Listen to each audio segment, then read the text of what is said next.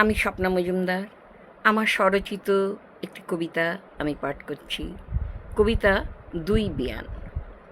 দিলাম বিয়ে ছেলের আমি তার পছন্দের প্রেমিকার সাথে। ছিলাম বেশ সুখেই আমি, ঘুমোচ্ছিলাম সুখেই রাতে। হঠাৎ ঘরে গণ্ডগোল ঝঞ্ঝানানি, বেয়ান এসেই দোষ খোঁজে, সংসারে সব ব্যাপারে ঢুকে। অশান্তি এখন নিত্য রোজে। ছেলের মুখে পানে তাকাই, কি যে বলবো বসে ভাবি। একদিন তো বলেই দিলাম, বৃদ্ধাশ্রমে আমায় নিয়ে যাবি।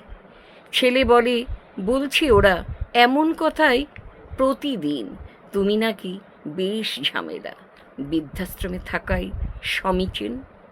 যাওয়ার দিন বেয়ান বলে, ভালো থাকবেন ওখানে, অনেক সঙ্গী সাথী হবে বেয়ান, সময় কাটবে আনন্দক্ষণে।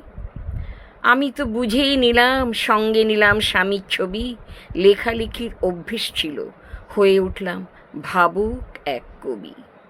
আমি রেবা মল্লিক, আছি বেশ, মনের কষ্ট মনে চেপে। কাটছে দিন বছরগুলো, সময় চলছে বাস্তব নিরিখে।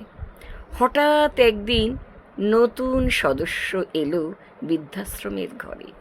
তাকিয়ে দেখি আমার বেয়ান লাঠি হাতে আসছে ধীরে ধীরে। বলি তাকে, হলো কি বেয়ান, হঠাৎ কেন আমার পাশে? বেয়ান বলে চোখটি মুছে, আমার বৌমা তাড়ালো শেষে, দিয়ে গেল ছেলে আমার, বুঝলো না মায়ের কষ্ট।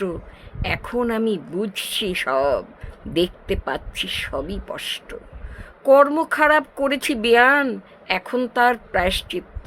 আপনাকে তাড়িয়েছি বুদ্ধি দিয়ে, ছিলাম সেদিন পাপে মত্ত। মেয়ের ঘরে শাশুড়ি আপনি, ছেলের ঘরে আমি শাশুড়ি।